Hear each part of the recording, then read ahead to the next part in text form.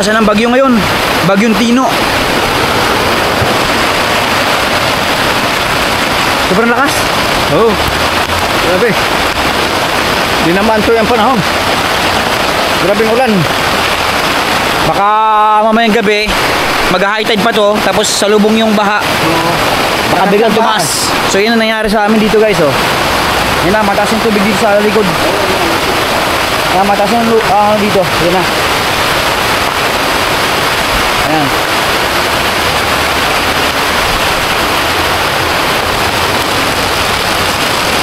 So mamayang gabi, imomonitor namin yung tubig.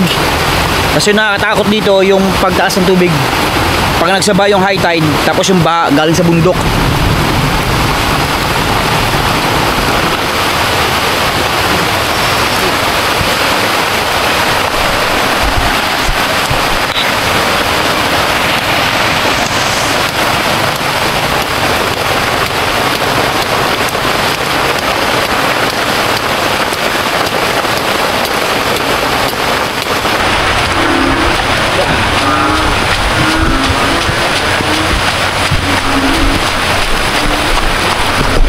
Ilipat na namin yung biik. Yun o, baha na dito. Sana! Lipat na! Kom! Ilipat na yung biik! Ha?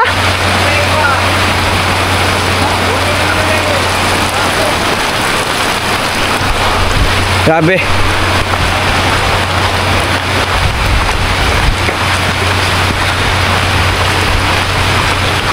Guys, tingnan nyo yung ilog dito sa likod namin.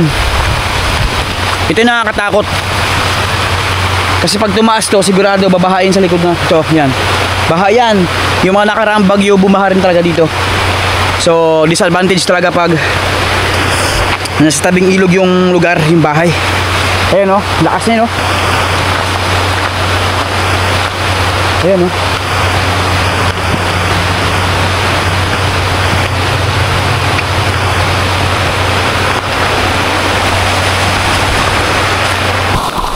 Wala. Ha? Wala. Sa bagay mataas yung bahay. Saan mo langoyin ko pa yan? Ha? Langoyin ko pa yan. Ah, putik. Ayot mo yan. Hala.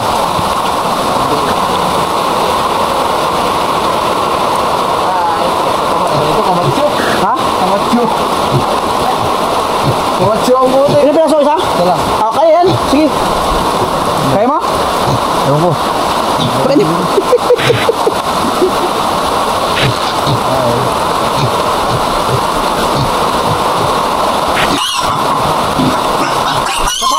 Sa babom, kuha ko na lang. Bigyan mo na ako na lang. Kaya mo. Yan, sa pa. Yun. Yun. Yun na. Wah.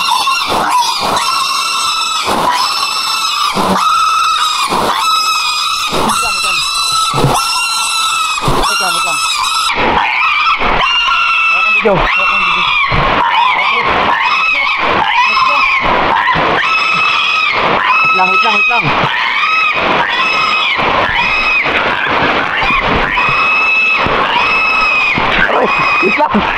Nalaglag.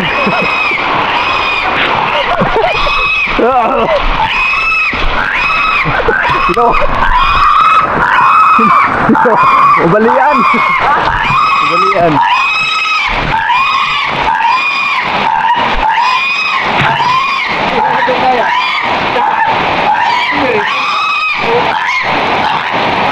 Oh!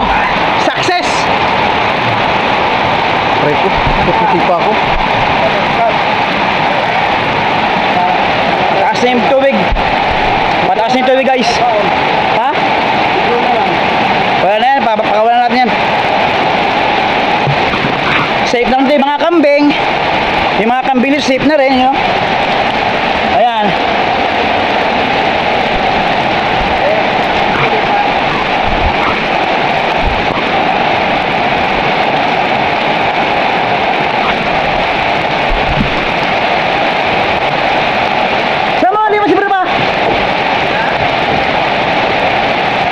Siguro ba sa mo ilipat?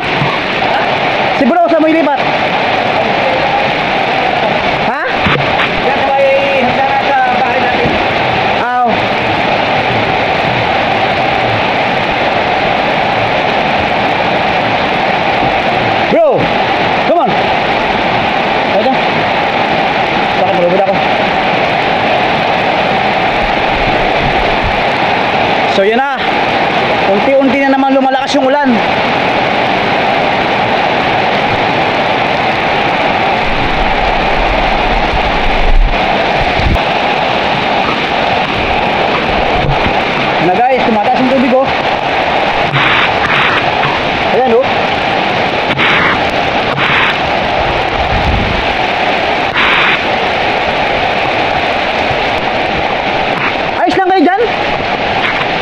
nababahala dyan? Naglipat na ako. Parang sa gitna ng bagyo may mga withdrawal na nangyari ah. Nababaha na. Gcash? Nababaha na. Oh?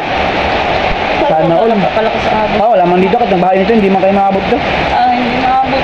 Hindi, pataas ang puting dito eh. Ang agos. Wala yan, simentado to.